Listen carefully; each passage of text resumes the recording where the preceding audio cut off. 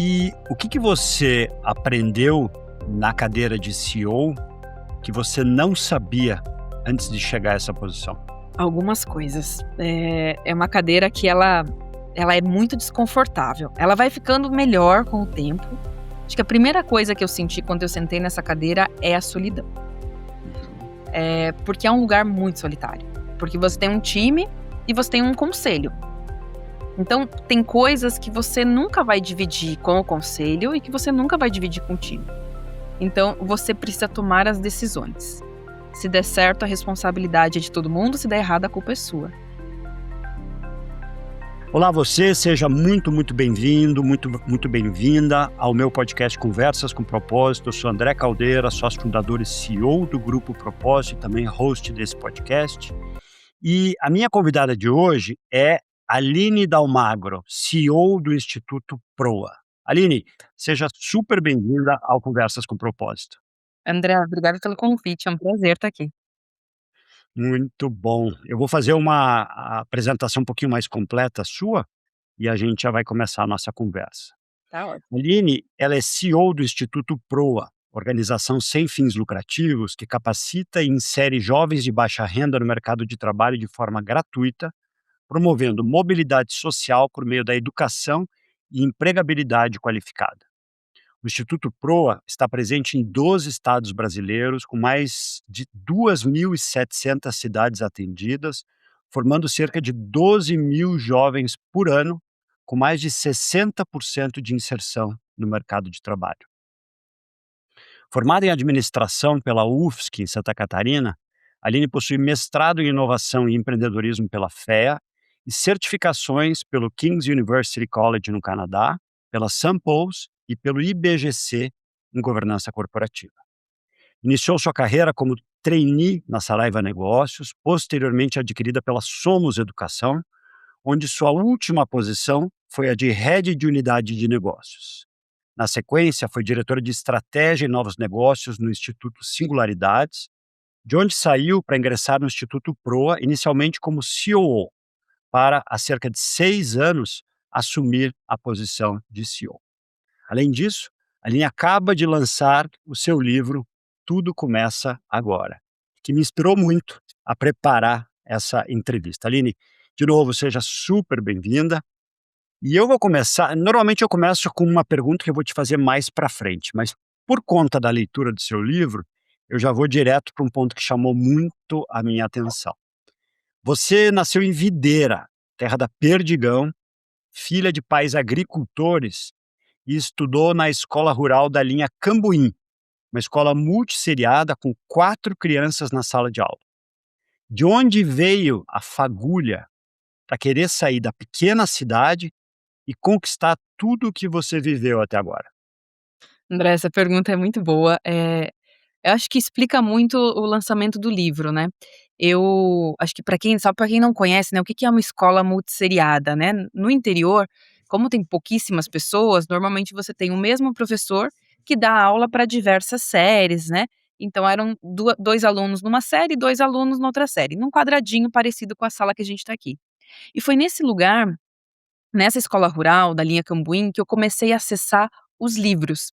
E foi por meio dos livros que eu comecei a saber que existiam outros mundos possíveis. Mundos diferentes do mundo que eu vivia, que era o mundo rural, e aquilo foi começando a gerar uma curiosidade muito grande. Eu sempre fui uma grande leitora desde pequena. No começo, a leitura ela vinha desse lugar de conhecer o mundo. Claro que também, né, hoje não existiam redes sociais, não existia internet como existe hoje, então o acesso ao conhecimento, às histórias, ele vinha prioritariamente dos livros.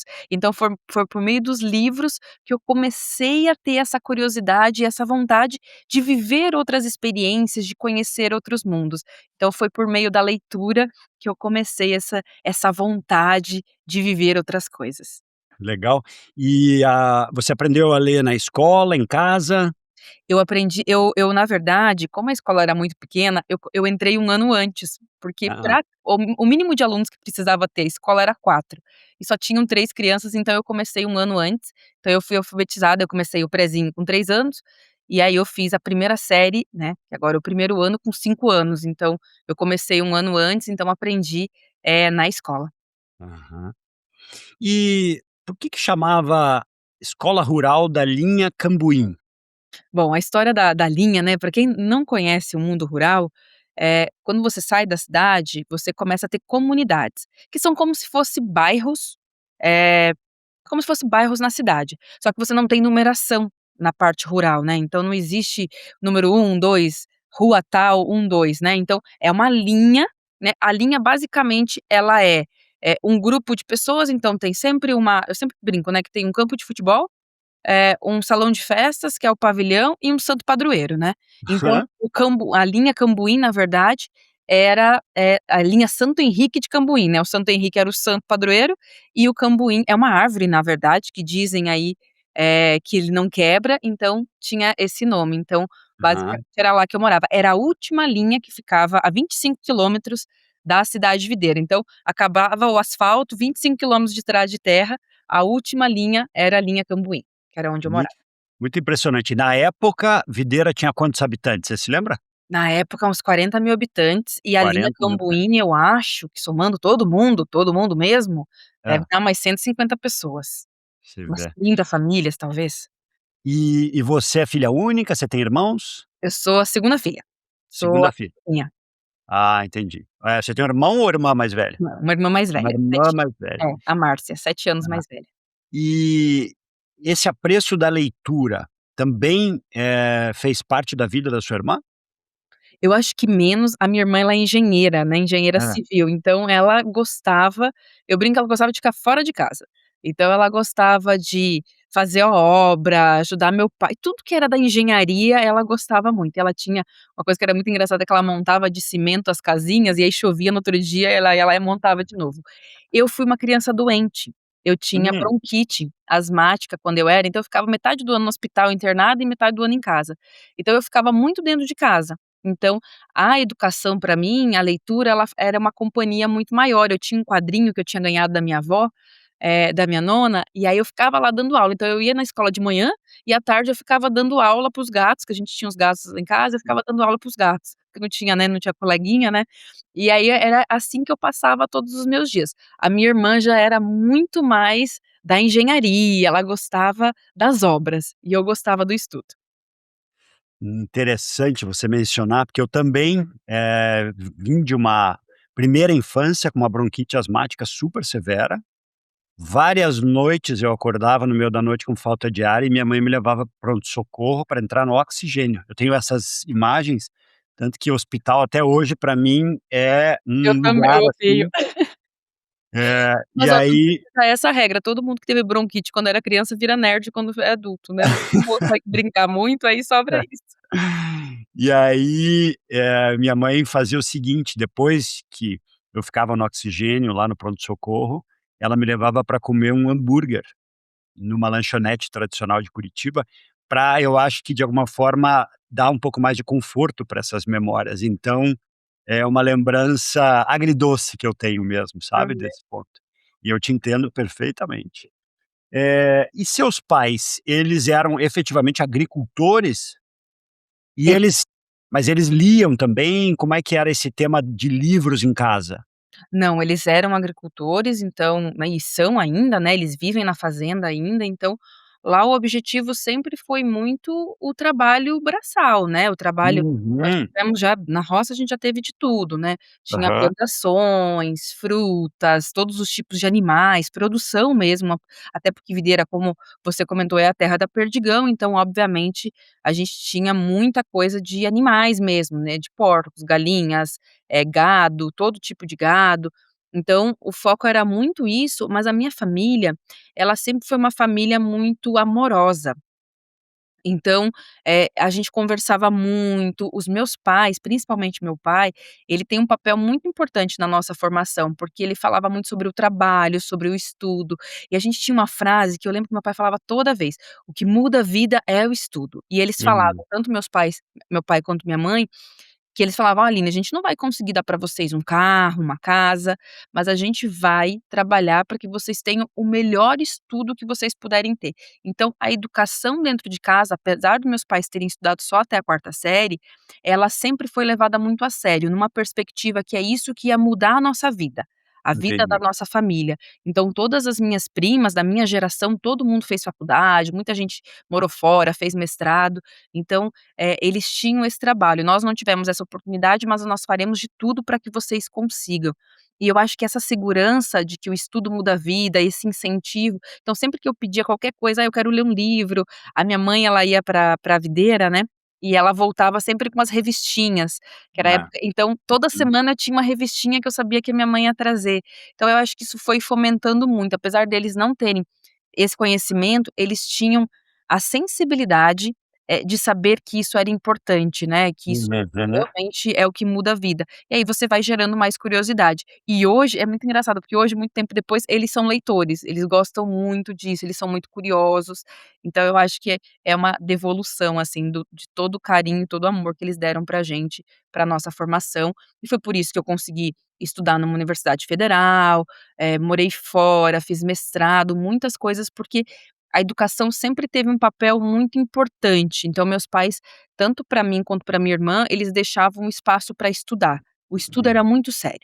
Então a Uhum. gente não precisou trabalhar, eh, enquanto estudava, tinha coisas que eram muito relevantes. É muito engraçado, né, porque como eles não tiveram esse eu sempre fico perguntando, né, como que eles conseguiram chegar nesse nível de sofisticação, eh, de pensar dessa maneira sendo que eles não tiveram essa oportunidade, né. Então acho que os meus pais eles são fundamentais, eh, para o que tanto minha irmã quanto eu, a gente se tornou e o quanto a gente leva a sério a educação nessa perspectiva.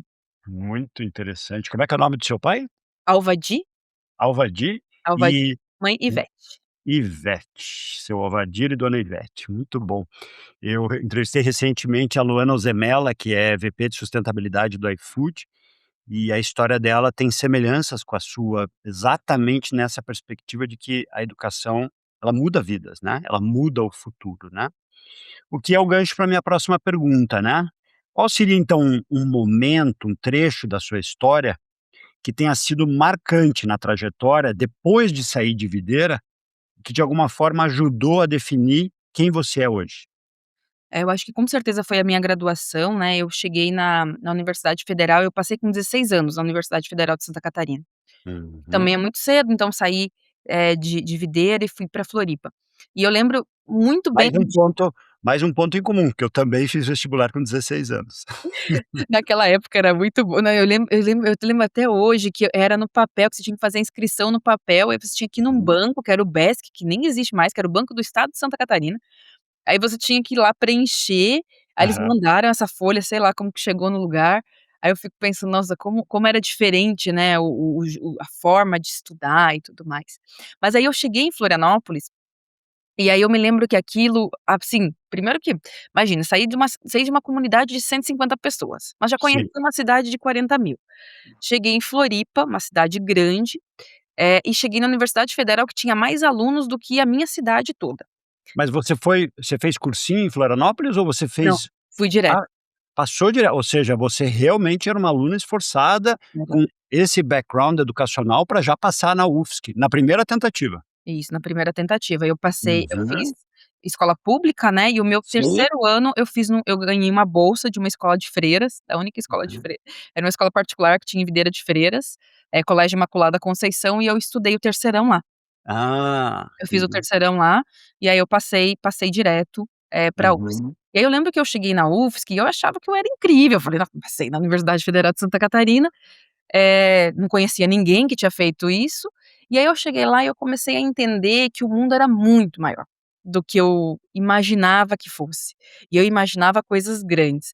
E aí foi acho que 2 coisas que aconteceram, a primeira coisa é que eu descobri que eu era pobre, porque até esse momento eu não sabia que eu era pobre, pobre financeiramente falando, né. E aí eu Claro. cheguei lá e falei: "Poxa", os meus amigos já falavam inglês, espanhol, eh, e eu falei: "Gente, o que que acontece, né, como é que a gente lida com essa situação?".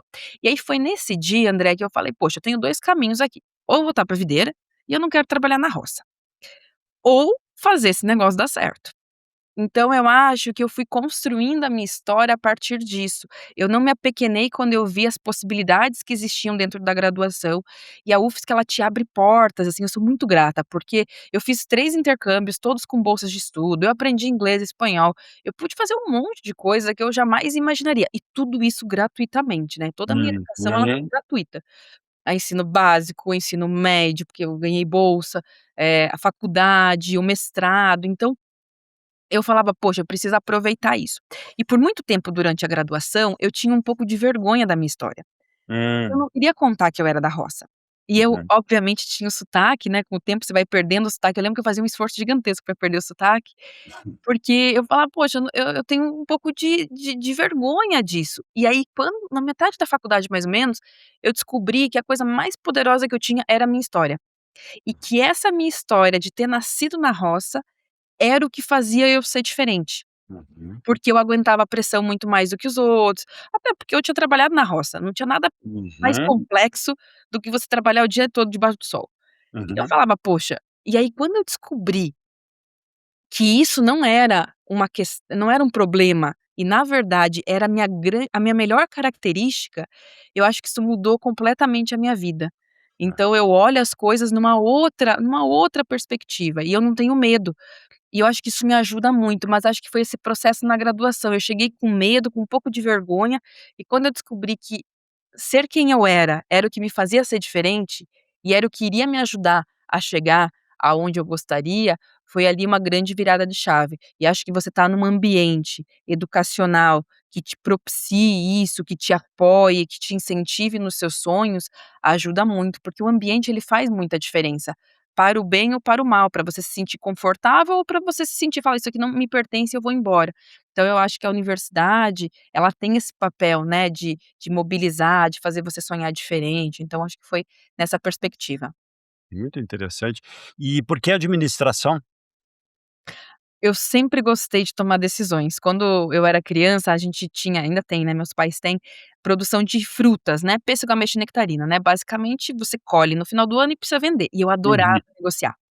Aí meu pai, ele é mais envergonhado, eu falei: "Pai, pode deixar comigo". Eu com 10 anos estava lá negociando, quantas toneladas de frutas, como é que a gente ia vender, eu sempre gostei de fazer conta, então eu sempre gostei de organizar as coisas, organizar, tomar decisões, fazer parte dessa negociação. Então, foi algo que desde pequenininha era algo que eu gostava muito, e eu acho que eu fui desenvolvendo, assim, eu fui muito feliz na graduação que eu escolhi, eu não consigo me imaginar fazendo outra coisa, eu falo, pra mim administração é o melhor dos cursos, porque ele traz essa perspectiva da vida real, né, que é como é que você Uhum. da sua casa, como é que você administra uma empresa, como é que você toma decisões, como é que você comunica, eu acho que ele é talvez a graduação, o curso mais real que existe, porque você vai usar ele Uhum. no seu dia a dia, eu uso muito do que eu aprendi na graduação, no meu dia a dia. Uhum. Sem dúvida. Muito, curiosa a tua trajetória, né, a origem e aí esse início da tua carreira. No teu livro, né, Tudo Sempre Começa Agora, você descreve que em Florianópolis, você não era a menina da cidade, mas sim a com sotaque do interior. Em São Paulo, virou a catarinense do sotaque cantado. E no exterior, era a brasileira com sotaque. E aponta para um status que você define como entre mundos. Eu achei muito interessante esse trecho aqui. Eu queria que você contasse mais sobre essa experiência, né, de se perceber entre mundos e o que que você aprendeu com isso, o que que você traz até hoje com você dessa vivência. Eu acho que essa é a saga do migrante e do emigrante, né. Uhum. Acho que é o que representa. Eu saí lá do interior, então quando eu saí de lá, quando eu volto pra lá, eu já não sou mais do interior, né. Eu lembro quando eu cheguei em Floripa, e era isso mesmo, a questão do sotaque é o que mais pega, né. Eu falava diferente, quando eu cheguei em São Paulo e eu ainda sou a Catarina aqui em São Paulo. Então, você nunca mais, quando você sai do lugar onde você nasceu, você nunca mais está 100% num lugar. Você Uhum, sempre é um pouco estranho. uhum, E não estranho necessariamente ruim, assim, mas você nunca se sente 100% parte daquilo. Eu uhum, acho que esse é o preço do crescimento, é o uhum, preço de você, seguir os seus caminhos e o que faz sentido para você, que pode não fazer sentido para os outros. E eu gosto muito desse do entre mundos, porque é esse o meu sentimento, você está sempre entre mundos, nunca é o seu mundo, é Hum, sempre um entre mundos, você é confortável, mas não é 100% confortável.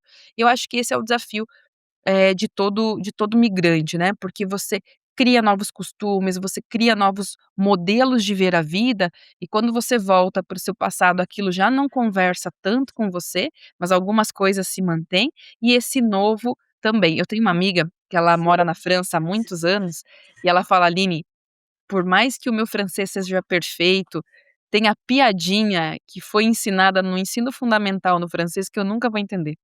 hum, Eu não acho engraçado, porque eu não vivi com 9 anos nessa escola, nesse lugar para entender. Então acho que são essas sutilezas que a gente nunca vai ter, porque a gente é, estava vivendo num outro lugar. Então eu acho que é esse sentimento e o capítulo 3 é o meu capítulo preferido do livro, porque ele fala sobre isso, sobre esse entre mundos e o quanto, ao mesmo tempo, é muito incrível você ter vivido outras coisas, e eu não mudaria a minha história de jeito nenhum, eu acho que valeu, mas tem algumas coisas que você perde no meio do caminho também. Eu acho uhum. que tem esse sentimento agridoce mesmo do Entre Mundos. Por outro lado, você traz uma visão tão diversa, tão diferente para os ambientes onde você trafega.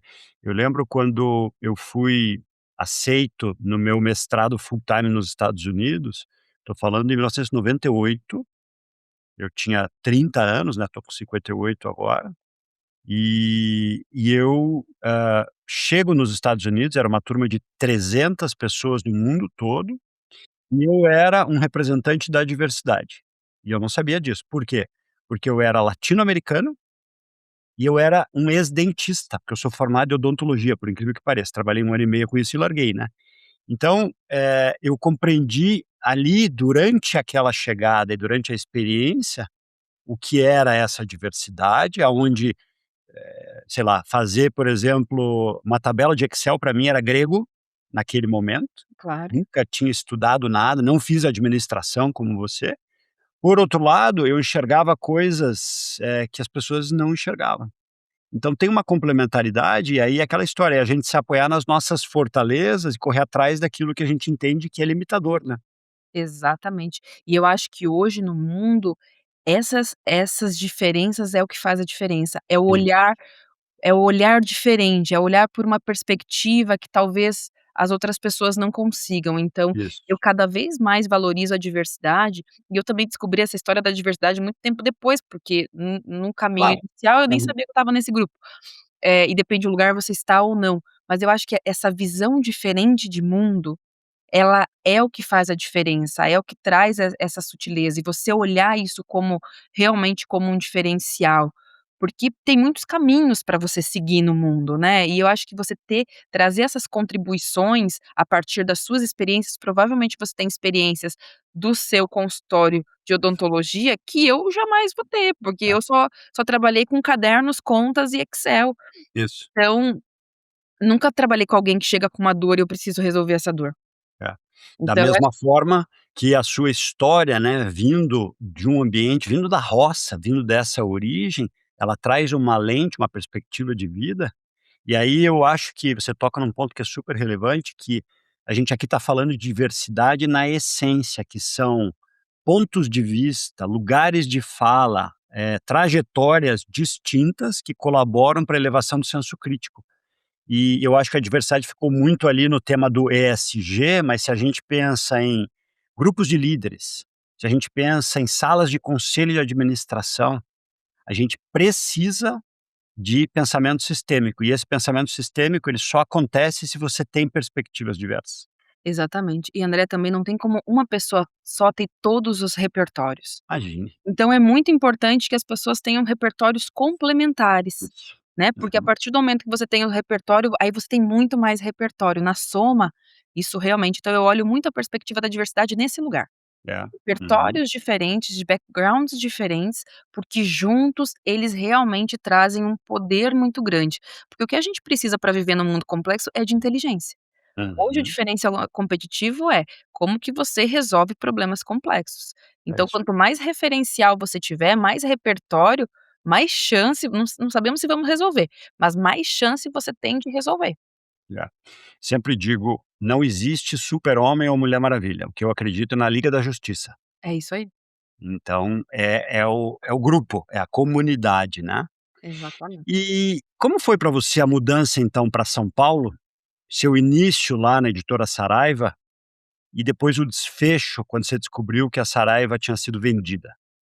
Bom, a vinda para São Paulo, ela é sempre, no mínimo, engraçada, né. Eu, apesar de não ser mais da roça, ainda tinha algumas características, né. Nunca tinha usado o metrô, por exemplo, não sabia muito bem como as coisas funcionavam, né.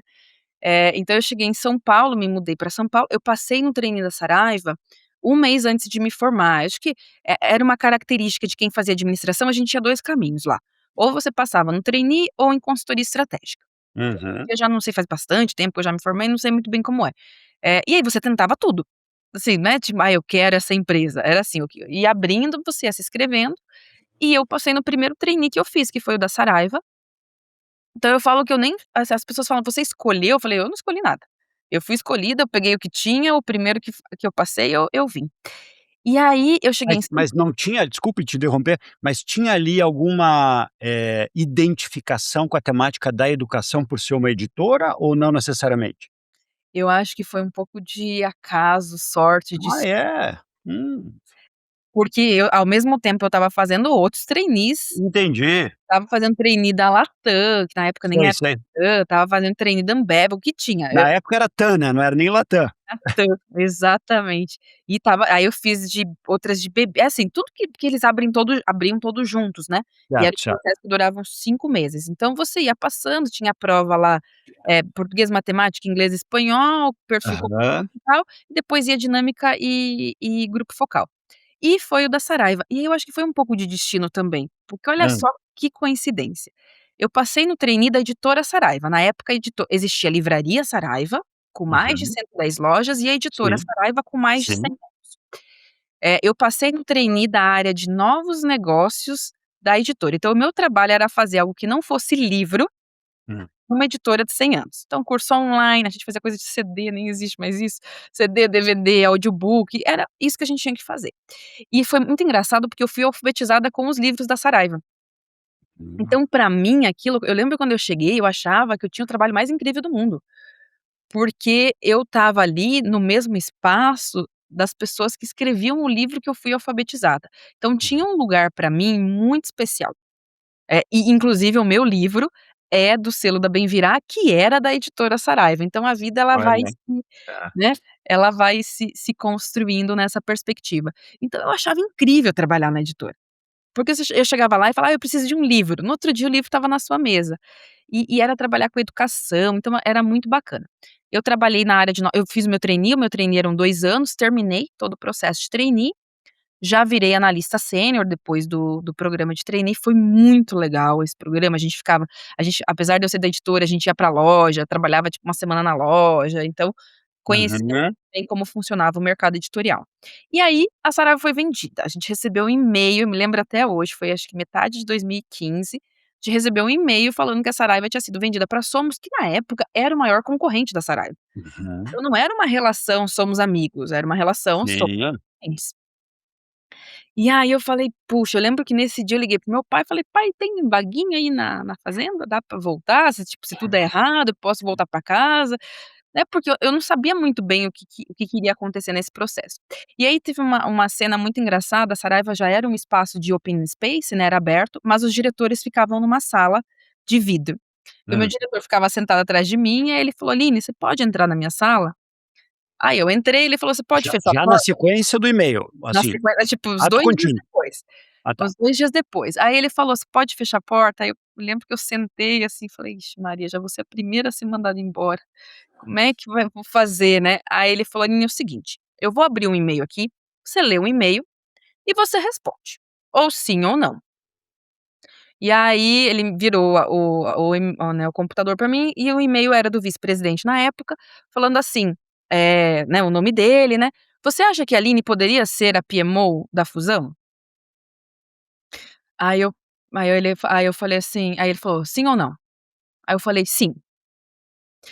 Aí ele falou: "Então beleza, pode sair". Aí eu saí, peguei meu celular, fui no banheiro, eu lembro que eu entrei no banheiro e coloquei: "O que é PMO?". Aí eu não sabia nem o que era, não tinha a menor Eu ideia. vi, eu ia te perguntar sobre isso, porque esse trecho no livro é sensacional, né. Menor ideia, falei: "O que é PMO?". Aí falei: Aham. "Beleza", aí a pessoa falei: "Ok". Aí voltei, aí comecei a pesquisar, então, eh, e foi esse dia que eu acho que a minha carreira mudou. Eu tinha 25 anos nesse período, porque de repente eu saí da operação e eu comecei a tocar uma fusão de 750 milhões, que a gente precisava trazer 25 milhões de sinergia. Então eu comecei a responder para o presidente e todos os dias as decisões eram muito grandes, então o meu primeiro desligamento foram 200 pessoas, inclusive meu chefe e todos os meus colegas. Eu me lembro desse dia, assim, perfeitamente. No outro dia a gente precisava tomar a decisão do centro de distribuição, a gente criou um novo e a gente fechou 5. Então todos os dias quais são imagina juntar todos os livros, nós tínhamos na época 8 sistemas de ensino, mais de 40 escolas próprias, selos editoriais, muitos. A gente tinha um monopólio tranquilamente, quando você fala de livro didático no Brasil, qual livro ficar, qual livro sair. É. Então todos os dias eu tinha que tomar decisões que eram muito importantes, e eu tinha 25 anos. Então eu acho que isso moldou muito quem eu sou, e eu ser da roça, foi o que me fez aguentar trabalhar 15, 16 horas por 1 ano e meio, sem sábado, sem domingo, sem pensar em desistir. Naquela idade que eu Sensacional. tinha, né, então eu acho que a construção ela vai sendo feita nesse processo, as características que eu tinha de vida me ajudaram muito a tomar essa decisão, e eu lembro que do lado porque eram sempre 2 PMOs, né, do lado da Sara do lado do outro lado, passaram 3 PMOs no mesmo processo, as pessoas não aguentavam, porque realmente era muito trabalhoso, e você tem que tomar decisões com pouquíssima informação. Não é Uhum, que você uhum. faz uma análise, qualitativa sobre as pessoas. Não, você precisa tomar decisões, é muito conta de chegada que você tem que fazer, né. Então, todo esse processo, para mim, ele foi muito importante. Eu sou muito grata a esse diretor até hoje, que é o Otelo, é um grande amigo, porque ele poderia nem ter me mostrado esse e-mail, ele poderia ter feito muitas coisas, né, e ele optou por me dar a chance de tomar essa decisão e de me mostrar isso. E isso mudou muito minha carreira, porque eu já quando eu terminei a fusão, 1 ano e meio depois, eu virei coordenadora, 3 meses depois eu já virei gerente de unidade de negócios, eu tinha já uma equipe era sempre as coisas exageradas, saí de 0 pessoas para 80, eu tinha gerente, diretor que respondia para mim, então tudo na minha vida corporativa foi muito acelerado e sempre com desafios muito grandes. E eu acho que isso foi me moldando também muito da minha gestão. Eu nunca tive muito tempo de estudar primeiro para fazer, né. Eu fiquei 3 meses como coordenadora e depois eu virei gerente executiva, ou seja, nem gerente eu passei. E aí Uhum. eu recebi um time de 80 pessoas, eu nunca tinha gerido uma pessoa até aquele momento. E aí de repente você tem 80 pessoas para gerir, um negócio que está no negativo e você tem que transformar ele em positivo, então, você precisa ter muita energia, você precisa realmente ter porque as pessoas seguem o líder, né, as É, pessoas é. é você que dá o ritmo, né, e aí Uhum. a gente tinha que dar esse ritmo, então acho que eu tive também muita sorte de viver situações que me ajudaram a desenvolver a minha carreira, acelerar a minha carreira, e acho que ter uma boa família que dava todo o suporte, né, amigos, e que estavam ali. É muito legal você ter certeza que você é amada, assim, acho que isso É, sem dúvida. porque aí você tem coragem, porque eu falava: "Poxa, o pior que pode acontecer é eu voltar pra casa, mas isso não é ruim". É, é. Acho Então, que isso são ajuda nesse processo, né. 3 necessidades básicas do ser humano, né. Segurança, amor e pertencimento, Exatamente. né. E Então isso obviamente quando a gente pensa em segurança e pertencimento se traduz para o mundo corporativo. Mas eu não quero ir nessa avenida, eu quero ir em outra aqui. Te ouvindo, eu fiquei pensando, né, pessoas que eu já entrevistei aqui no podcast que têm relação direta ou indireta com essa história que você está contando. Então, a primeira delas é a Vicky Bloch, que inclusive assina eu o prefácio adoro do ela. meu livro, colunista do Valor, ela é meio madrinha aqui do podcast, já me mandou várias pessoas para eu entrevistar, né. E a Vicky ela, quando eu vou perguntar isso mais para frente para você, uma recomendação de livro, mas o livro que a Vicky deixou no momento que eu a entrevistei foi O Dono da Banca, que é a história do Tivita, que é um livraço, assim, né, Ai, e que tem os bastidores na perspectiva dele, sobre a história da vida dele, e chegando ao momento da venda, enfim, tudo o que aconteceu. Então, a segunda é a Leila Lória, que foi, executiva e que hoje é conselheira, foi presidente do conselho do IBGC. E a terceira, a Deborah Wright, que acabou de sair da presidência do conselho do IBGC, que foi VP comercial também na Abril. Então, são várias histórias, né, muitas carreiras, teve um impacto sistêmico da Abril, né, na história desse não, país. se você pensar, por exemplo, que a Ana Maria Braga também trabalhou na Abril, né, Ah, eu são não sabia, ela foi editora-chefe de várias revistas. eu não sabia disso, olha só. Agora, uma pergunta para você, por que você acha que pensaram no seu nome para ser a PMO? Eu já fiz essa reflexão, e eu acho que a primeira coisa, porque todo mundo sabia que eu ia entregar. Eu era a pessoa que tinha mais vontade. Ah, Seguramente eu não era a mais inteligente, até porque tinham pessoas excepcionais, mas eu era a pessoa que tinha mais vontade, isso era muito claro, e eu sempre deixei muito claro a minha vontade, o meu sonho de ser uma grande executiva, de ser CEO. Então, e eu olho isso, né, hoje quando eu estava falando com um amigo meu hoje de manhã, ele falou: "Aline, o que que você olha quando você vai contratar alguém?" Eu falei: "Cara, pra mim, tecnicamente, é óbvio, a pessoa tem que entregar, mas eu quero a pessoa que eu tenho certeza que eu posso confiar. É a uhum, pessoa que vai fazer o que precisar ser feito, né, essa parte de confiabilidade." Então eu era a pessoa que eles tinham certeza que eu não ia deixar a peteca cair. Inclusive, se você olhar do outro lado que passaram 3 PMOs, pessoas seniores, com MBA fora, gente muito, muito, muito boa, e elas não aguentaram naquele momento a pressão. Então, eu acho que essa minha vontade de fazer, de participar, e eu sempre deixei mui a gente precisa vocalizar, né, a gente precisa realmente contar o que a gente quer, porque não tem como a pessoa adivinhar o que você quer se você então eu sempre deixei muito claro esse é o meu objetivo. Então eu acho que foi essa característica. E as pessoas sabiam que eu ia aguentar, até porque eu estava numa condição que eu não tinha muita escolha, né, eu uhum, precisava dar certo. Acho que quando você tem muitas escolhas, você talvez não tenha tanta vontade, tanta garra nesse é. processo. Interessante porque, você faz uma comparação que eu acho muito importante, que não é capacidade cognitiva, inteligência ou até formação, mas sim determinação, garra, né.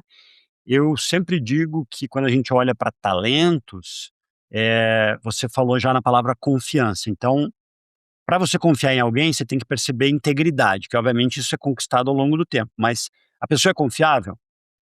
2, a pessoa tem competência ou capacidade de aprender?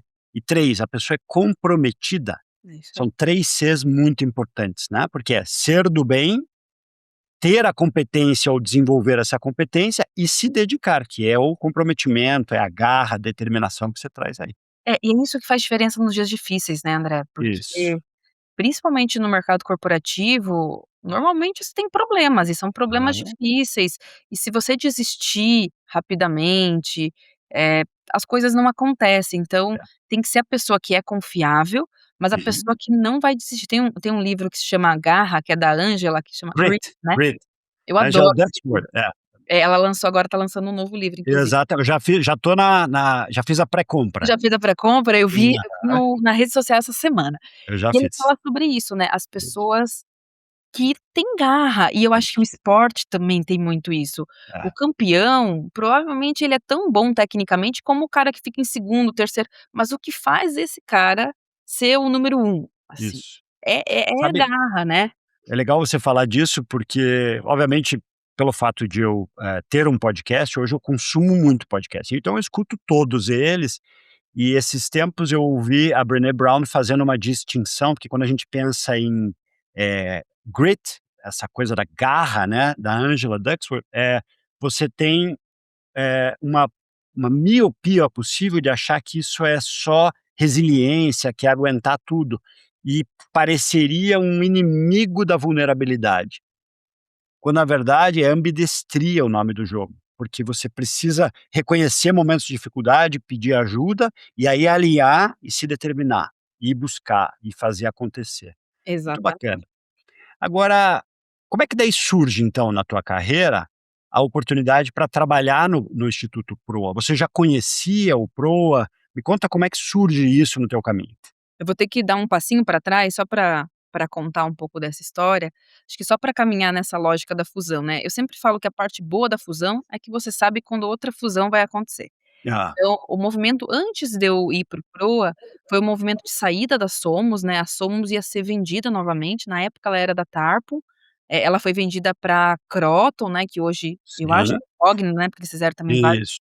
rebrandings. E aí o que eu pensei nesse momento, eu tinha 27 para 28 anos, eu falei: "Poxa, eu não quero ser vendida de novo". Porque eu já sabia o que eu tinha passado, eu acho que foi muito importante o aprendizado, mas eu não queria mais passar 4, 5 anos da minha vida fazendo isso novamente.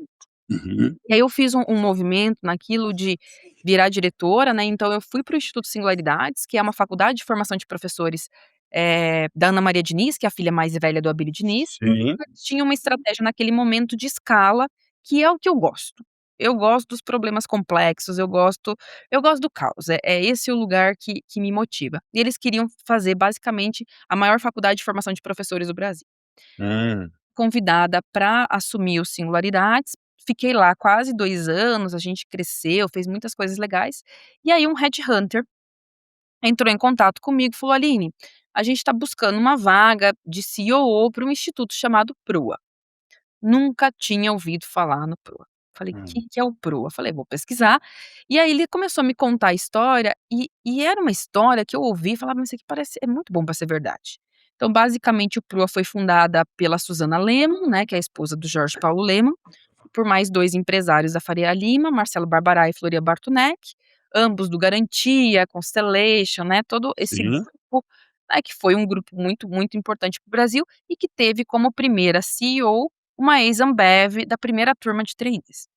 E aí, basicamente, eles acreditavam no modelo que era: o que que muda a vida de um jovem? Um bom primeiro emprego.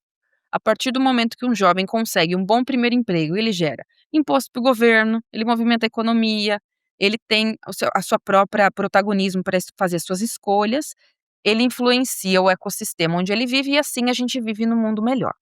E eu lembro que eles me contaram isso, e aí é um modelo que nasceu na Faria Lima, para quem não é de São Paulo, basicamente é o mercado financeiro, né, então é Uhum, números, dados, tudo que eu sempre amei na minha vida, né, eu adoro uma planilha, adoro um check, eu falei: "Gente, mas não é possível que exista isso mesmo".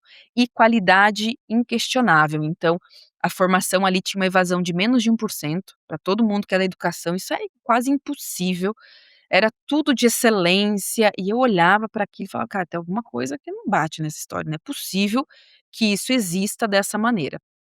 E descobri que existe mesmo, né, então hum, fui lá conversar com eles, e aí nessa conversa, numa das conversas que eu tive, eu perguntei para os conselheiros, falei: "Olha, muito legal, né, mas qual que é o sonho de vocês, né? Por que que vocês querem que eu faça esse movimento de sair da onde eu estou para vir para cá, né?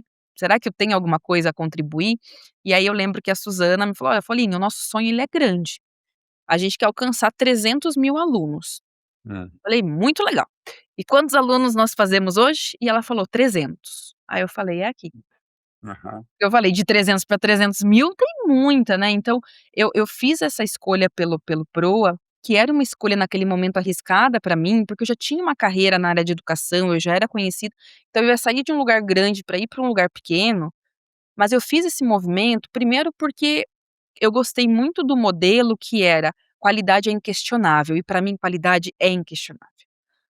Educação não dá para fazer mais ou menos, não dá para fazer, você tem que fazer bem feito. Então uhum, qualidade é inquestionável, o modelo que eu amo, que é o modelo de meritocracia, que é o modelo de metas, indicadores, que você consegue mensurar a sua evolução, uhum, e eu olhei para os conselheiros e falei: "Poxa, eu jamais teria acesso a essas pessoas, e eles estão juntos há 20 anos, 30 anos, com certeza existe algo aqui que é muito poderoso, e que eu ainda vou descobrir como isso funciona".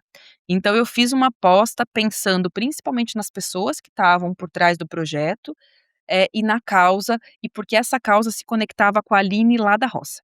Uhum. Eu falei: Bem boa. eu sei o quanto a educação muda a vida, e eu sei o quanto o emprego muda a vida". Então, era uma história que ela se comunicava muito com o meu coração, mas naquele momento a decisão foi racional, não foi uma decisão de coração, a decisão foi, eu quero chegar nos 300.000, ou seja lá o número que a gente descobrir no meio do caminho que é, né, então foi isso que aconteceu, e eu lembro que eu já estava, assim, super definida, eu falei: "Gente, tomara que eles paguem bem, porque senão, né, eu já como é que a gente vai fazer assim?" Porque eu já me apaixonei, porque você se apaixona, você vai conhecer os Isso. alunos e você se apaixona.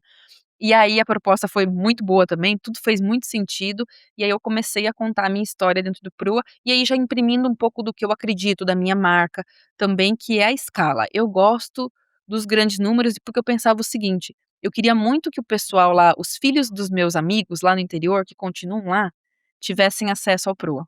Não Hum, só as pessoas que moravam na cidade de São Paulo, então, eu sempre sim. pensei nos rincões do Brasil.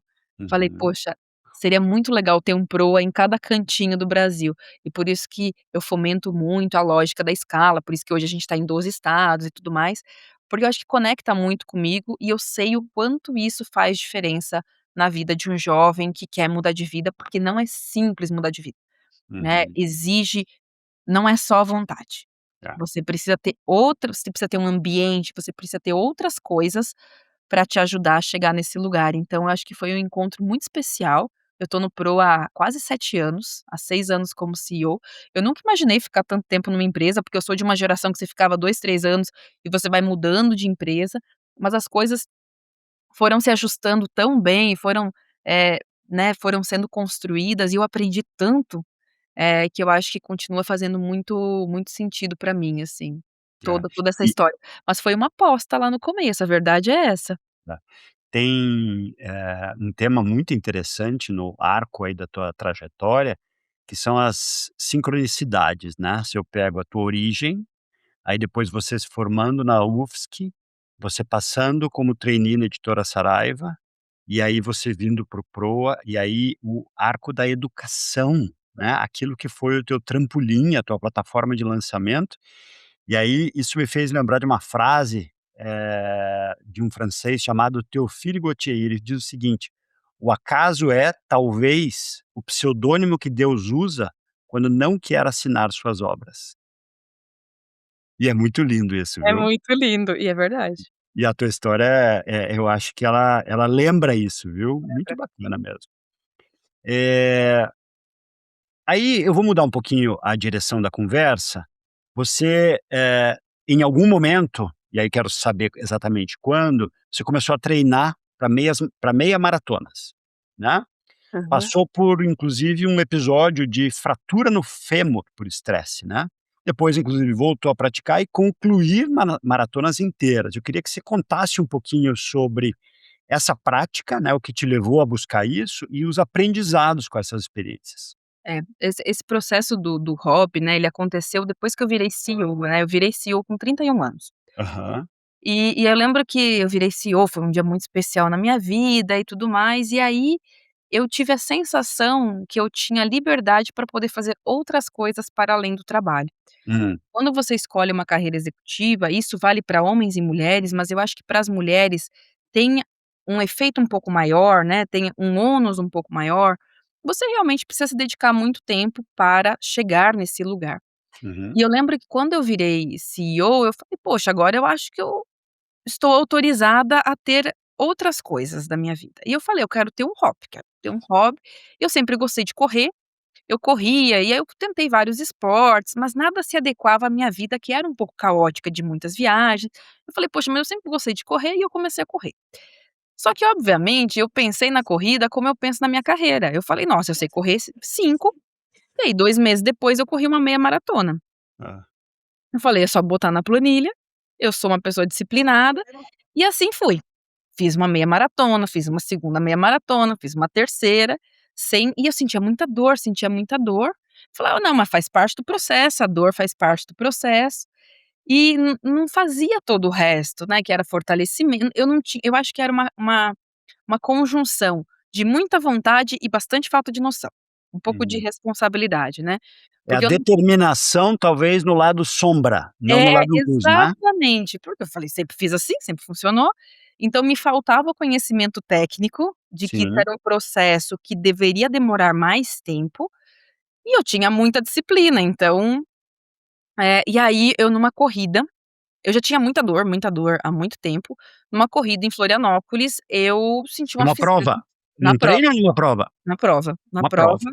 no quilômetro 16, né, então meia maratona são 21 quilômetros, no quilômetro 16 eu senti uma fisgada no meu quadril esquerdo, assim, um choque muito forte. Aí eu falei: "Beleza, vou parar", tomei uma água, tomei um gel e falei: "Vou seguir". Aí eu seguia, cada vez que eu seguia dava choque, choque, fiz por 1 quilômetro, aí a perna já deu uma tombadinha, assim. Nossa. Eu lembro que estava com 17 quilômetros, eu falei: "Poxa, agora tem 2 coisas, se eu não terminar, vou ter que lidar com a minha cabeça o resto da vida". Eu nunca imaginei que eu teria quebrado meu fêmur nesse processo, e fui caminhando. Fui caminhando 5, 6 quilômetros, terminei a prova, peguei a A medalha e cada fui. passo um choque. Cara, era horrível, era muito ruim. Foi uma dor muito forte, mas o pior estava por vir, nem isso aí nem foi o pior. Aí saí dali, fui para o hospital, aí o médico falou: "Não", e eu falei: "Moço, eu preciso voltar pra São Paulo, eu preciso voltar pra você me dar um remédio ali", porque eu achei que era uma coisa, né. E aí a gente começou a fazer alguns exames, demorou uma semana, eu tinha eu quebrei o fêmur inteiro, assim, o que é muito difícil, porque o fêmur é o maior osso do corpo humano. Sim, Você pode ter lesão por estresse, que é, né, você não fez, mas assim, quebrar o fêmur, não sendo idoso, né, é muito pouco sim, provável. Ou seja, olha o tanto que eu estava forçando esse, e aí eu tive que operar, eu tenho 2 pinos no meu fêmur esquerdo, e aí você não anda, né, porque você tem que reaprender a caminhar, então foi um processo muito, assim, dolorido, mas também foi um processo de muito aprendizado, porque aí eu tive que aprender a caminhar, aí eu voltei a correr, aí eu comecei a fazer fortalecimento, aí eu comecei a fazer pilates, mas o corpo vai se acostumando. Deu 1 ano, eu quebrei o outro fêmur, só que aí já foi menorzinho, porque é uma meio que compensação, né. Ah, Quando você opera é muito maluco, assim, o músculo, inclusive todo mundo que não malhe, malhe, porque ter músculo é muito importante. O que me salvou foi ter muito músculo, porque a perna atrofia, assim, fica molinha, né, pra você se recuperar, então, e aí eu também tive uma lesão num outro fêmur, só que aí foi um edema ósseo, que uma lesão, mas é mais simples, você não precisa fazer nada, é só esperar, não tem impacto, o osso se regenera, graças a Deus, né. uhum. Então, a parte ruim do osso é que quebra, tem que esperar bastante tempo, mas ele vai voltar, vai se regenerar e vai funcionar. Então acho que foi um processo, pra mim, muito dolorido, porque o meu padrão de vida, de carreira é: eu planejo, eu faço, eu organizo e dá certo. E a corrida não foi assim. A Hum. corrida, o meu estilo de ter muita vontade não funcionou na corrida. Eu precisei desenvolver coisas, entender que você tem que comer direito, o que comer, o tempo de recuperação, que a coisa mais importante para a corrida é dormir. Então eu tinha várias coisas que eu aprendi nesse processo aí, de foram uns 2, 3 anos, mais ou menos, e aí eu voltei da lesão e corri minha primeira maratona, e foi incrível. E aí também eu entendi que se a gente não desistir, a gente vai chegar lá. Então eu acho que e tem um capítulo do livro que eu falo sobre isso, né, que às vezes não é só ter vontade, que tem coisas que demoram o tempo que precisa demorar. Então eu acho que a corrida ela entrou nesse lugar de um hobby, mas ela acabou me ensinando muitas coisas que a carreira não me ensinou, que é uma Aham. coisa muito que meu pai falava lá na roça, que era o tempo da colheita, que ele falava: "Aline, a colheita é uma vez por ano". Então você vai plantar, no inverno vai cair tudo, as folhas, e é um processo que vai estar ali debaixo da terra sendo construído, e aí na primavera isso vai florescer e no verão a gente vai ter as frutas. Então, eu acho que a corrida, a maratona, ela tem essa mesma lógica. Tem um período que você fica dentro do casulo, se recuperando, fazendo tudo o que precisa ser feito para você se recuperar, para que no final, bem no final, você vá lá e complete a linha de chegada da maratona, mas tem um processo de aprendizado que ele é muito inspirador, assim, para mim a maratona, a corrida, ela é o centro da minha, é o que me equilibra, porque ela te dá uma humildade que não existe no mundo corporativo, assim, você realmente passa por situações que você fala: "O "Que que eu tô fazendo na minha vida?", Aham. mas ela vai te dando uma força e uma resiliência para você conseguir ir mais longe. Então eu acho que a corrida ela foi essa confusão, foi uma grande confusão, assim, mas ao mesmo tempo me ensinou coisas que nada tinha me ensinado ainda, nenhuma outra Uhum. situação, né. E aí hoje eu sempre falo, acho que eu precisava mesmo era de 2 pinos no fêmur, porque depois que eu coloquei os pinos, agora eu não sinto mais dor, não sinto mais nada, acho que arrumou bem. Hum. Muito bom, muito obrigado por partilhar aí esse episódio e acho que os aprendizados com isso tudo, né. Eu olhando aqui na linha do tempo, você entra no Proa como CEO um pouquinho antes do início da pandemia, né, Uhum. novembro, 4 finalzinho de meses antes. 19. É. E aí 1 ano depois se assume como CEO, né. Como é que foi, a experiência durante a pandemia? E Uhum. 2, quando você é convidada para assumir como CEO, havia alguém na cadeira, essa posição foi criada, como é que surge essa oportunidade para você? Quando eu fui contratada como CEO, já existia essa possibilidade bem clara de eu virar CEO, então já era um movimento que o conselho estava olhando, então eu Mas já tinha alguém na posição de não, CEO? tinha alguém na Ah, posição, então foi um período, né, um pouco desafiador, mas também a pessoa que estava nessa posição, ela já sabia que o período dela estava se encerrando, ela que fez entendi. o movimento de saída, então claro, né, André, nunca é uma coisa simples, né. Estamos falando de egos, de vontade, de interesse, mas eu acho que dentro do possível, eh, foi algo que foi bem positivo da forma que aconteceu. Quando eu entrei no Proa, a minha ideia já era olhar para a escala, e eu sabia que Hum, a escala só poderia acontecer de forma online. Não tem como ter 1 milhão de amigos de alunos presencial. Você precisa ter muito dinheiro, muito dinheiro. Então esse caminho não existia. E existia uma resistência nossa na época de o online ele é inferior ao presencial, que é uma visão bem de muitas pessoas. E aí veio a pandemia, eu entrei no Proa, veio a pandemia 3 meses depois. A nossa operação que era presencial, a gente mudou ela para online. E aí a gente falou: "Vamos analisar". O que que a gente percebeu? Talvez não seja a mesma experiência para o aluno, mas pensando em resultados, que é o que a gente gosta, mesmo número de evasão, mesmo número de jovens empregados ganhando a mesma coisa. A gente falou: "Poxa, existe um caminho aqui". E aí nesse período também de 2020, alguns dinheiros começaram a aparecer na filantropia, porque estávamos vivendo uma crise mundial. sim. E nessa perspectiva eu consegui uma doação de um banco internacional para criar uma plataforma digital. Ah, Então a pandemia ela foi péssima para o mundo, mas para o Proa naquele momento foi onde veio esse dinheiro que eu acho que não existiria num outro momento, que era bastante dinheiro, e onde a gente pôde construir o online, porque não existia como fazer o presencial. A gente estava num momento que não existia o presencial. Então o aham, online era o único cenário. Então eu acho que também, mais uma vez, os astros do mundo foi meio que se organizando para isso. A gente, basicamente pegou 70 empresas e perguntou para as empresas, assim, o que que precisava ter para um jovem no primeiro emprego. O que que um jovem precisa ter? A partir disso a gente criou esse modelo, como eu já tinha muita experiência de Saraiva, Somos Singularidade, de produzir coisas digitais, para mim isso era muito simples e tinha um time muito bom, aproveitei todos os meu time de outras eras, de outros momentos, uma galera muito boa da educação que faz isso, assim, com uma mão, e que eu sabia que ia fazer com a qualidade que a gente precisava, a gente montou toda essa plataforma em 2020. Em 2021, a gente já começou aí um projeto com 8.500 jovens, estado de São Paulo, estado do Rio, um movimento bem de startup, vamos fazer um piloto, o piloto já era inúmeras vezes maior do que o nosso presencial, vamos certo. testar qual que é o estado mais complexo fora São Paulo, perto de São Paulo, Rio de Janeiro, tudo que a gente sabia fazer no São Paulo não funcionou no Rio de Janeiro, e aí a gente começou a aprender, e é meio que a história da maratona.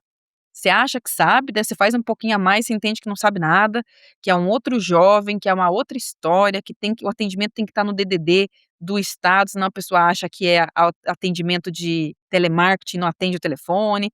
E aí Sei. você vai criando, aí depois a gente foi para o sul, a gente foi primeiro Rio Grande do Sul, Santa Catarina, depois Paraná. Aí eu falo: "Gente, o sul é meu país, né". É. Lá é outro país, é outra coisa, a gente não conseguia entrar no Rio Grande do Sul de jeito nenhum, ninguém abria a porta. Aí eu comecei a falar que a minha avó era gaúcha, e é mesmo, né, aí as portas se abriram. Então você vai são sutilezas que, assim, você só descobre jogando o jogo. É. Assim, você E só descobre como dói a corrida correndo.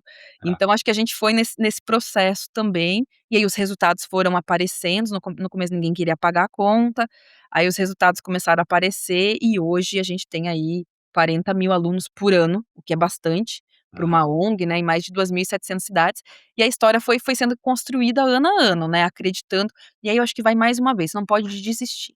Isso. Porque no começo a gente só tomava portada, assim, ninguém acreditava, falava: "Que isso? E era a ONG de São Paulo, é sempre assim, a ONG de São Paulo. Nossa, Santa Catarina, nem eu ser catarinense não ajudava.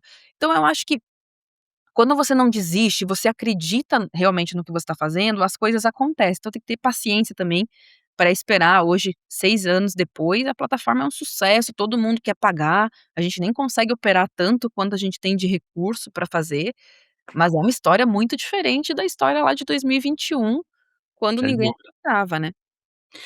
E o que que você aprendeu na cadeira de CEO que você não sabia antes de chegar a essa posição? Algumas coisas. É uma cadeira que ela é muito desconfortável. Ela vai ficando melhor com o tempo. Acho que a primeira coisa que eu senti quando eu sentei nessa cadeira é a solidão. Uhum. Porque é um lugar muito solitário. Porque você tem um time e você tem um conselho. Então tem coisas que você nunca vai dividir com o conselho e que você nunca vai dividir com o time. Então você precisa tomar as decisões. Se der certo, a responsabilidade é de todo mundo, se der errado, a culpa é sua. Uhum. Eu acho que esse lugar de solidão, ele foi o lugar mais desafiador, né, e é uma cadeira com espinhos, você nunca tá confortável, você faz uma coisa direito e no outro dia você não faz. Então como que você faz a estratégia para o conselho, como que você escolhe o time. E quando eu virei CEO, eu não tinha amigos CEOs. Então, eu tive muita sorte de ter um mentor, que era um amigo meu, que é o Ricardinho, que é, nossa, a pessoa que me ajudou muito, e eu lembro que a gente sentou, ele falou: "Aline, vou te explicar como é que funciona". E aí ele me deu uma mentoria por 2 anos, assim, que foi incrível. Ele era CEO da Manserve, que é uma empresa Assim, gigantesca. né? E aí ele foi me ensinando as coisas, como que eu tinha que fazer, mas eu acho que a principal coisa é a solidão. Hoje já não é mais assim, até porque eu tenho muitos amigos que são CEOs, você conhece muita gente, você vai ficando mais maduro nesse processo. Então acho que tem esse lugar, e tem um lugar que você que dá o ritmo. Assim, o ritmo é o ritmo do CEO. Se o CEO é lento, a equipe vai ser lenta. Se o CEO é ligeiro, e aí como que você vai contornando tudo isso? Eu acho que tem um emocional muito grande envolvido, porque você tem que ter respostas que você não tem, e Uhum. aí como que você faz isso, como que você mobiliza as pessoas. Mas para mim o mais difícil naquele momento foi a solidão, assim, porque é um lugar que realmente você fica muito solitário, né, e eu tinha Uhum. amigos, né, os meus amigos chegaram um pouquinho depois, Eu né, entendo. de mim nesse lugar, então eu acho que tem um processo, qual que é o seu legado, né, qual que é a sua Uhum. característica de gestão que você vai deixar. E quando você é CEO, tudo que é luz e tudo que é sombra fica muito forte. Então as suas coisas boas, elas ficam muito fortes, mas as suas coisas ruins também ficam muito fortes. Os seus defeitos também ficam muito escancarados, então é um lugar que você fica muito exposto, para o bem e para o mal. Se você vai bem, ótimo, mas você apanha pra caramba. Aham, Então eu acho que essas 2 coisas, mas a solidão no começo foi o que mais me bateu. entendi. Muito bom, obrigado. Imagina. Última pergunta desse bloco, antes de a gente passar para o segundo, que são perguntas comuns a todos os meus entrevistados. Que conselhos você daria, com a experiência e bagagem que tem hoje, para a Aline lá atrás, com 20 e poucos anos de idade, quando estava iniciando a carreira, chegando em São Paulo? Vai ser uma jornada bem divertida. Ou seja, você está dizendo, vai ser divertido, então aproveite e se divirta. Aproveite mais o processo do que Entendi, entendi. eu acho que o conselho é, no final vai dar certo. Talvez não seja o que você planejou, Certo. mas a história vai ser contada. O que é pra você é seu, isso vai acontecer, mas eu acho que eu teria me divertido um pouquinho mais no começo. Acho que depois que eu virei CEO eu me diverti bastante, mas Aham, até ali eu acho que eu talvez levei muito a sério, assim. entendi. E a riqueza ela tá na jornada. Isso. Porque o dia eu lembro o dia que eu virei CEO, no outro dia eu já estava devendo. O que Uhum. é legal é o processo. É, O dia da maratona foi muito legal, mas o que te muda de verdade é o processo. A é. riqueza, ela tá no processo. O dia é só um dia. Não é a medalha, é a preparação, né? O aprendizado, Isso. lembro que o meu treinador, ele falava quando a gente terminou o último treino, ele falou: "Tá feito". Eu falei: "Não, Emerson, não tá feito não. Eu preciso fazer os 42 quilômetros". Ele falou: "Tá feito. Você só vai lá pegar a medalha". E é isso mesmo. Então eu acho que aproveitar o aprendizado, ele está no processo. Uhum. As dores, os ganhos, ele tá no processo. Claro que o dia é especial, né, mas pra mim a riqueza, ela é no processo. O que eu mais gosto da Uhum. plataforma Proa, que é o nosso projeto de escala, não é o que a gente tem hoje, é o que a gente evoluiu de 21 pra cá. É É, tudo que a gente teve que passar e o que a gente aprendeu nesse processo, porque é isso que você leva pra próxima experiência, é isso que você leva para as próximas coisas que você vai fazer. muito bom. Vamos lá, segundo bloco então. Perguntas que são comuns a todos os entrevistados aqui no podcast. Completa para mim a frase a seguir: "Propósito é". Deixar o mundo melhor. Uhum. 2 ou 3 palavras que ajudam a gente a entender o seu propósito pessoal da Aline. Educação, escala, coragem. Eu achei que eu ouvia determinação também. Porque eu acho que pra ter a escala você precisa ter muita determinação. Legal. Uma figura de referência na sua vida, pai, mãe, professor, mentor, por que mencionar essa figura e o que que você aprendeu com ela ou com ele? Eu tenho muitas, mas assim, minha grande inspiração é meu pai. Eu acho ele a pessoa mais Seu Alvadir, né, que a gente falou, né? É o seu Alwadi. Eu acho ele a pessoa mais incrível do mundo. Meu pai é uma pessoa que ele não tem inimigos, todo mundo é completamente apaixonado por ele, ele é uma pessoa muito do bem. E meu pai tem uma coisa que eu acho lindo, ele sempre tem uma palavra que vai você sempre sai melhor da conversa com ele sempre tem uma coisa pra te falar, e tudo que ele fala, você sai melhor. Então, eh, eu ter essa certeza que eu sou muito amada, e que eu tenho pra onde voltar, eu acho que eu só cheguei onde eu cheguei, porque eu tinha isso em casa e eu sabia. Então acho que meu pai é minha grande referência, é meu grande fã, ele adora tudo, ele curte, ele compartilha, e ele sempre tem uma palavra, pra melhorar meu dia. E ele tem uma característica que eu não tenho, que ele tem muita paciência e eu tenho zero, então ele sempre tem alguma coisa que na fala dele, assim, eu brinco que ele é o meu remédio calmante, assim, eu falo com ele, eu me acalmo e a vida fica melhor. Aham. Que bacana. Eh, quantos anos tem o seu Alvadir? 68. 68 anos, que beleza. Vida longa, saúde para ele e dona Ivete, muito bom. É isso aí. Você tem alguma história de vida ou de carreira que fora essas que você já compartilhou, aquelas assim, ou muito engraçada ou inacreditável que você viveu e que poderia compartilhar aqui? É, eu acho que algumas engraçadas a gente já compartilhou, mas eu acho que, pra mim, assim, uma história que foi muito importante foi do primeiro desligamento, né, que eu fiz, então é uma coisa que não foi Hum, positiva, mas eu acho que teve um grande aprendizado que é o como fazer isso. Quando você precisa fazer coisas difíceis, hum, mais importante do que o que você está fazendo é o como você vai fazer isso, né. Então, a gente escolheu um caminho que deu muito mais trabalho para fazer, mas que eu acho que foi muito mais honroso com todo mundo que participou do processo, que estava ali. Então foi um dia bem desafiador, assim, para mim. é, é. E eu acho que tem um tema que a empatia, ela tem que superar o processo, né, ali. Tá. É, a gente nesse caso, a gente decidiu fazer o desligamento um a um. Uhum. Porque eu achei que não fazia sentido eu colocar as pessoas num auditório e falar. É, E é muito mais doloroso, né, porque você muito mais, claro. e todo mundo sabe que vai passar por isso, mas a gente achou que era mais educado, mais empático. Mais Até porque humano. até porque era uma decisão que não era nossa, né, era algo que já tinha sido decidido, a gente só estava ali pra operar, então, É. foi um dia difícil, mas eu acho que foi uma boa decisão, Hum. dentro do contexto que não era positivo, né. Um grande erro e consequente aprendizado em sua carreira?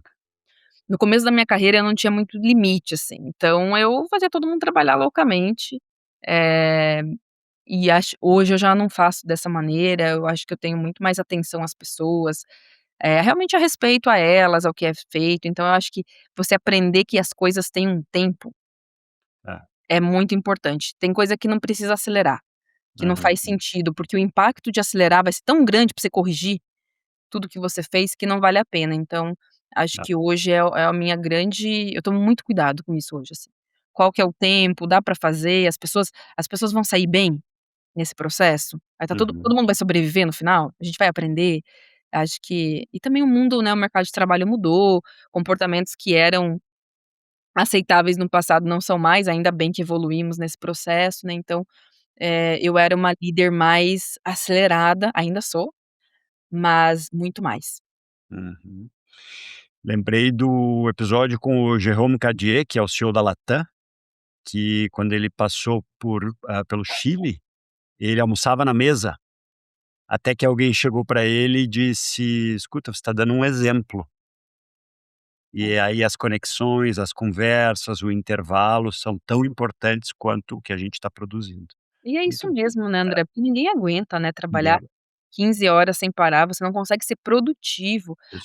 principalmente quando a gente vai ficando mais velho, né, mais velho fica Exatamente, é. mais difícil ainda, então as Eu falo muito sobre sustentabilidade humana. A gente fala tanto de sustentabilidade financeira, tema ambiental, mas sustentabilidade começa no espelho, que tem a exata ver com, fazer um saldo, um balanço de como é que você está, com a preparação, o que que você vai e aí ter momentos, né, de desconexão, de descanso e total. E isso faz muita diferença, porque você estando saudável, tendo outros hobbies, você isso, aumenta seu repertório, porque você conhece outras coisas e você é muito mais produtivo, né. isso Não é aí, sobre a quantidade de horas, é o quanto você consegue gerar de resultado. isso mesmo. Se você pudesse convidar qualquer pessoa no mundo, viva, já falecida, uma figura mitológica, para uma refeição e uma boa conversa, quem você convidaria e por quê? Eu tenho um autor, que é meu autor preferido, que se chama Adam Grant. Ah, Ele sim, é um claro. psicólogo e eu amo os livros dele. Eu adoraria bater um papo com ele e fazer tem várias pesquisas que eu sei que ele fez, que eu queria É, entender. Ele fala basicamente sobre comportamento humano, né, isso. que é um assunto Ah, que eu gosto bastante. é, Eu adoraria bater papo, eu já fui numa palestra dele, inclusive, ele é super agradável, então é. eu chamaria ele para um café. Tem que ser um café longo, porque ele é muito inteligente, ele tem muita coisa para passar, mas acho A que a seria ele. a memó bom, primeiro eu queria estar nessa mesa junto, a memória do Adam Grant para, lembrar dos autores dos estudos é um negócio absurdo, E aquele ele monte de tá com referência do livro dele, gente, no final que tem umas 50 páginas só de mas ele referência. lembra, isso que é o interessante, porque ele fala: "Ah, tem aquele estudo feito por pesquisador A, B, C e tal". Ele tá com um podcast, novo, né, com a Brené Brown Aham. chamado The Curiosity Box, né, que eles lançaram Ou no South by Southwest agora, e ela fala: "Você me irrita muito com essa sua memória", né. E tem um livro dele que a Isabella Vanderlei foi entrevistada aqui, ela era a general manager da Novo Nordisk, agora está na Sandoz, CEO da Sandoz, e a Isabella recomendou O Potencial Oculto, que é um livraço do Adam Grant, espetacular, assim, então, certamente eu ia querer estar nessa mesa junto. a gente gosta dos nerds, né, não tem É, jeito. exatamente, isso mesmo. É porque É, é interessante, né, as pessoas que pensam sobre porque a gente tá olhando pra isso, pra longevidade, o que faz uma isso, pessoa ser feliz, o que faz uma pessoa ser produtiva. Eu acho que é a grande busca da humanidade nos últimos anos, né, e ele estuda isso e ele é agradabilíssimo, assim, acho que muito, deve ser um bom papo. muito interessante mesmo. Uma memória especial da sua vida que você gostaria de reviver. E aqui eu estou falando assim, voltar na linha do tempo e viver aquele momento, você não está mudando o momento. O que que você gostaria de voltar e viver novamente? A chegada da maratona, A da primeira? a primeira. Fala um pouco desse momento. Foi nossa, eu não sei explicar, assim. Eu acho que todo mundo deveria fazer uma maratona uma vez na vida, assim. Eu não sei se são os hormônios, é um sentimento de felicidade plena. É. E é muito maluco, você tá morrendo de dor, né, depois de a Aham. dor desaparece, a linha de chegada e o momento que você passa, assim, a linha de chegada, que você pega a medalha, Quero viver esse momento muitas vezes, mas nunca mais vai ter a primeira, né. É o primeiro, é. Então, Que legal, muito exa bom. foi a chegada da maratona. Qual foi o melhor ou o pior conselho que você já recebeu? Quando eu entrei no Proa, eu recebi um conselho de um dos fundadores do Proa, que eu acho que foi um dos melhores conselhos da minha vida. A gente precisava resolver uma situação, né, e eu queria fazer com a minha experiência de uma forma muito rápida. E ele falou: "Aline, vou te dar uma dica de vida. É mais importante o como você vai fazer isso, do que o que você vai fazer. Então vamos pensar direito em como a gente vai fazer isso". E eu acho que isso é o lugar de você ter mais empatia, de você ter mais Uhum. de você olhar o entorno, principalmente no mundo que a gente vive hoje, né, que é um mundo muito conectado, que tudo que você faz tem um impacto muito grande. Então esse conselho, o como é mais importante do que o que você vai fazer, é algo que eu levo comigo. E o pior, tem algum que você lembre? Acho que não, Não? talvez esqueci. Devo ter É. recebido muitos, né, mas talvez Ficou não só lembro. com o lado bom, né, muito bem. Que pergunta você teria para mim nessa nossa conversa?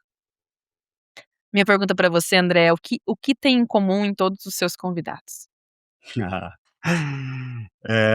Já me fizeram essa pergunta aqui e eu sempre digo: tem um viés gigante, porque as pessoas que eu, trago para serem entrevistadas, para fazer essas conversas, são pessoas que acreditam no impacto sistêmico, pessoas que estão imbuídas de um propósito maior. O pessoal que só quer ganhar dinheiro, o pessoal que só está pensando em si, que só está preocupado com o próximo, com o próprio umbigo ali, nunca vai fazer parte aqui desse movimento. Porque, eu volto para a minha fagulha original, né, de começar esse projeto, início de 24, eu dando aula no IBGC, conhecendo tanta gente bacana, alunos, colegas, clientes em vários lugares do Brasil e vendo o mundo, a sociedade, os ambientes das empresas, as carreiras, e a minha constatação, foi: a gente está precisando de mais luz, de mais oxigênio, de mais inspiração. E esse tipo de coisa não é no market share, não é no investimento, não é no M&A, não é na alavancagem, não é em novos produtos, é na humanidade. E aí vai para o storytelling. Então você veja, a gente aqui está falando da tua carreira, a gente entra em alguns momentos, né, de desafio de negócio, mas eu sempre volto para a história da Aline, porque a história da Aline é o que faz com que eu me conecte com você e que de alguma forma ecoa aquela história da pedrinha no meio do lago, sabe, círculos concêntricos, porque é isso que reverbera para as pessoas. Então, isso que tem feito com que o projeto cresça. E aí, além da bronquite, a gente tem algo muito em comum, que eu sou muito disciplinado, muito. Assim, comprometimento e garra, o tal do grit, é comigo, né. Embora eu também valorize muito aquilo que você trouxe, que é preparação, né, então é uma jornada, né, você vai e cada vez mais eu sinto pela reação das pessoas, pelas mensagens que eu sigo, pelos seguidores, etcétera, que tem um lado de, eh, realmente trazer para cá pessoas que possam colaborar com esse impacto sistêmico. E a tua história é exemplo disso. O que você viveu, do que você compartilhou desde o início, o teu livro, aonde você está hoje e a tua visão de mundo. Então eu acho que tem a ver com humanidade e propósito. Acho que são 2 palavras-chave quando a gente pensa no que tem em comum com todo mundo. Obrigado pela pergunta. Imagina. Um livro marcante na sua vida e por quê? Poderia falar o meu, mas não falarei. Hã. Eu gosto de um livro chamado Faça Acontecer, que Ah, é um livro da Sheryl Sandberg, ela foi aham. CEO do Facebook, e Sim. adivinha quem escreveu o livro com ela? Adam Grant. Congrats, sim. Então, é um livro que eu li no começo da minha carreira, é um livro que basicamente é um livro para mulheres e para as Uhum. mulheres acreditarem que elas podem ser mães, elas podem ter uma carreira e que tudo isso pode acontecer. E Uhum. decisões e discussões que acontecem na vida da mulher. E eu Uhum. li esse livro quando eu terminei a faculdade, antes de começar Uhum. meu trainee da Saraiva, e ele foi um livro que mudou minha vida, porque muitos medos que eu nem saberia que eu teria, eu não tive. Porque esse Uhum. livro já resolveu ele endereçou dessa maneira. Então, é um livro chamado Faça Acontecer, ela tem outros livros depois, mas esse foi o primeiro livro dela, e ele é um livro muito importante na minha vida. E olha que curioso, quando eu fiz o trainee da Saraiva, claro que era uma editora, a gente precisava levar um livro, né. Então eu li o livro para apresentar na dinâmica de grupo do trainee, e foi um livro que me ajudou muito, assim, chama Faça Acontecer. Isso, vou dar aqui o Faça Acontecer, Mulheres, Trabalho e a Vontade de Liderar, né, no inglês é o Lean In, que tem uma história muito impressionante, da Sheryl, ela inclusive fica viúva, né, eu conheço, um pouco da história dela, e quando ela vai para o Google, numa das primeiras reuniões que a Kim Scott, que era uma executiva de RH, no Google, ela vai fa a Kim vai fazer uma apresentação para os fundadores, né, os sócios do Google, e a Sheryl estava lá. E a Kim se prepara muito, apresentação petit comité, super estratégica, um momento ultra especial para ela, e ela faz a apresentação, sente que foi muito bem, e aí, na saída, chega para Sheryl, a autora do Faça Acontecer, e pergunta: "E aí, foi bem, né? Gostei?" Aí a Sheryl fala: "Olha, não foi nada bem. Sabe por quê? Você tem uma muleta verbal que você fala 'ok' no final de cada frase, e a gente para de prestar atenção e fica contando quantos ok's você vai falar, que nem aqui no Brasil tem gente que fala 'tá' ou 'né'. Exato, né. Então você precisa corrigir isso, porque a sua forma suplanta o conteúdo. Precisa melhorar." E aí, a Kim Scott conta essa história no livro, Radical Candor, que seria a candura radical, eu não sei como é que é em português, já vejo aqui, mas ela fala sobre a importância de a gente ter feedbacks assertivos, mas respeitosos, porque isso Exato. ajuda, é a alavanca de transformação.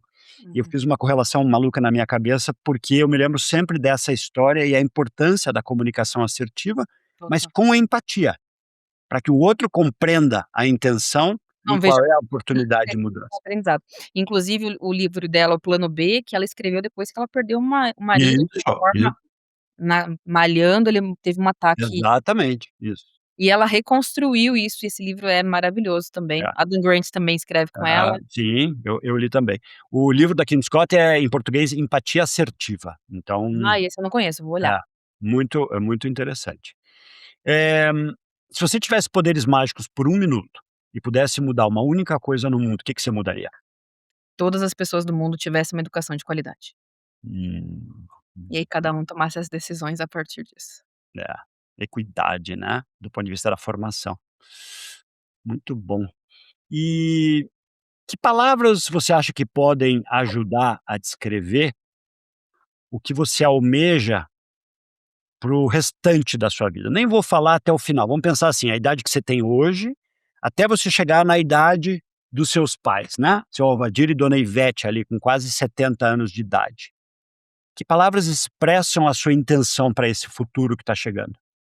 Eu quero continuar gerando muito impacto, quero continuar aprendendo, ter bastante repertório, ser a velhinha que todo mundo quer ouvir, porque vai ter um monte de histórias para contar.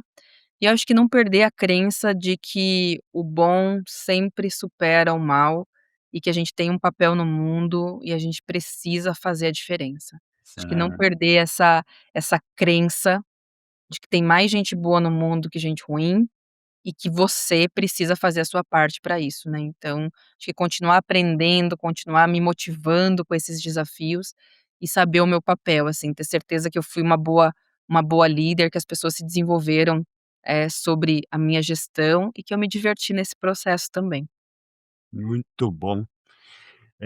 E para a gente encerrar, uma frase ou mensagem que você gostaria de deixar aqui pra gente, que seja marcante na sua vida? Treino é treino, jogo é jogo. Muito bom, muito bom. Aline, eu agradeço imensamente aí, foi sensacional poder te conhecer melhor. Vamos marcar um café Com presencial assim certeza. que a agenda permita. De novo, né, a Aline acabou de lançar, o livro Tudo Sempre Começa Agora, Como Unir Coragem, Presença e Propósito para Construir o Futuro que Você Deseja, publicado pela Bem Virá. Deixo aqui a a recomendação e agradeço demais aí a tua participação aqui no nosso podcast. André, obrigada pela oportunidade, eu adorei, e obrigada também por ter lido todo o livro para fazer a análise, fiquei super, super feliz mesmo. Obrigada, conte Mu- comigo. Muito obrigado. E obrigado a você que nos acompanhou em mais esse episódio aqui do Conversas com Propósito. Se você gostou, eu peço que você curta, comente, compartilhe, dissemine esse movimento. Vamos juntos ecoar mais diálogo, mais inspiração e mais propósito. Muito obrigado e até o próximo episódio.